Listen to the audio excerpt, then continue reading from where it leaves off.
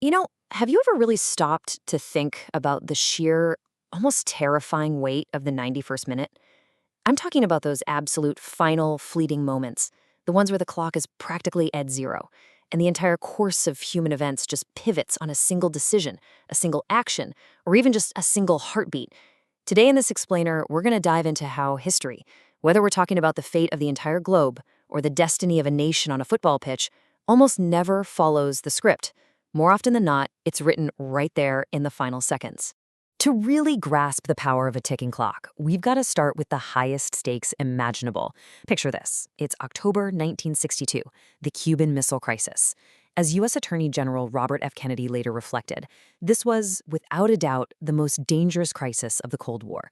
You've got the United States and the Soviet Union locked in this incredibly tense standoff over nuclear missiles secretly placed in Cuba, literally just 90 miles from Florida.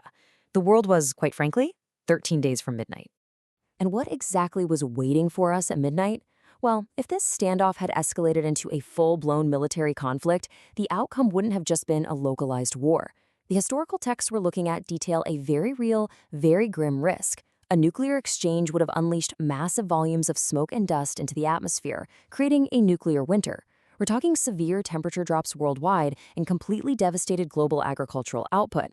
The actual survival of human society in our environment was literally on the line. Now, when we look through the declassified records and academic archives, they reveal this fascinating dual reality to the crisis. While the general public watched in sheer absolute panic, President John F. Kennedy and Soviet Premier Nikita Khrushchev were actually engaging in a desperate race against time behind closed doors. It's wild because you had this massive contrast in strategy. On one hand, you've got JFK's aggressive public posturing, instituting a naval blockade and openly threatening military force. But on the other hand, a completely different game was being played in secret, utilizing these incredibly sensitive back channels, particularly between Robert F. Kennedy and Soviet Ambassador Anatoly Dobrinin. The two superpowers were secretly negotiating mutual concessions. Basically, the Soviets would remove their missiles from Cuba if the U.S. quietly removed theirs from Turkey. This secret, last-minute diplomacy was the true groundwork for peace. But here's the crazy part. Despite these high-level negotiations, history almost derailed completely anyway. Looking at the timeline of these 13 days, the tension reached an absolute boiling point on October 27, 1962. It's often called the most dangerous day in human history. To understand why, we have to zoom way out of the Oval Office and isolate a single, terrifying micro-level event happening deep, deep in the Atlantic Ocean, far away from all those diplomats. Section 2, the B-59 submarine incident, 60 years since the underwater crisis. Let's travel down to the Sargasso Sea. Down there, 4 Soviet Foxtrot-class diesel submarines were deployed, but we're going to focus on one in particular, the B-59. Cornered by an overwhelming presence of the U.S. Navy, the crew was exhausted, they were severely overheating, and they were completely cut off from Moscow. And crucially, they were armed with a nuclear torpedo. So the thing you have to keep in mind is the immense, just claustrophobic pressure this crew was under. The U.S. Navy was throwing every single piece of advanced tracking technology they had at the B-59. They were using SOS acoustic systems, magnetic anomaly detection, sonobuoys, and they were relentlessly dropping signaling practice depth charges to force the submarine to surface. Inside that metal tube, these charges sounded like deafening hammer blows right against the hull. And this brings us to a frantic last-second escalation. Step 1. The B-59, with its batteries literally dying, is forced to surface in the dead of night.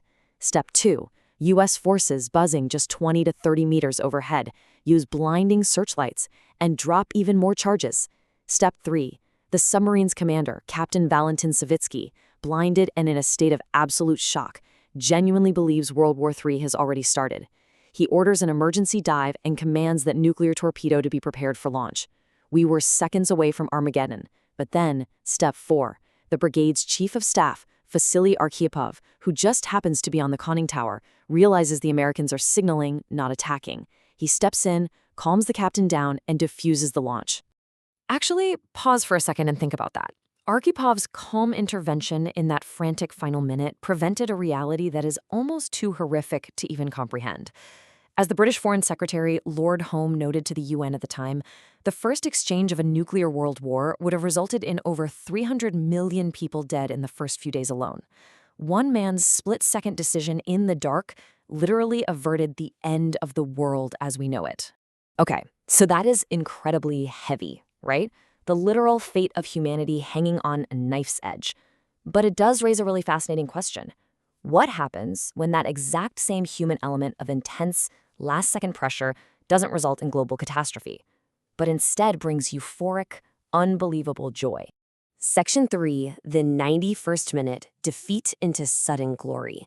Now, we're going to explore how the sheer unpredictability of the ticking clock plays out on the global stage of football. Because just like in history, the game is never really over until that final whistle blows. Let's start with a moment permanently etched in sporting history. July 30, 1966. The World Cup final at Wembley Stadium. England and West Germany are locked in this intense battle, level after 90 minutes.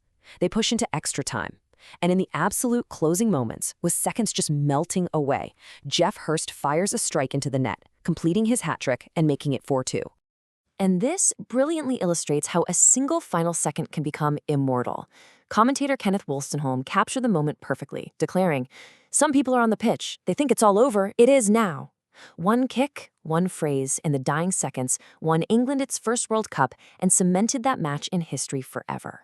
Or, how about the 1999 UEFA Champions League final? Manchester United trailed Bayern Munich 1-0. The 90 minutes had essentially expired. Defeat seemed absolutely certain. And then, the miracle. Teddy Sheringham scores in stoppage time.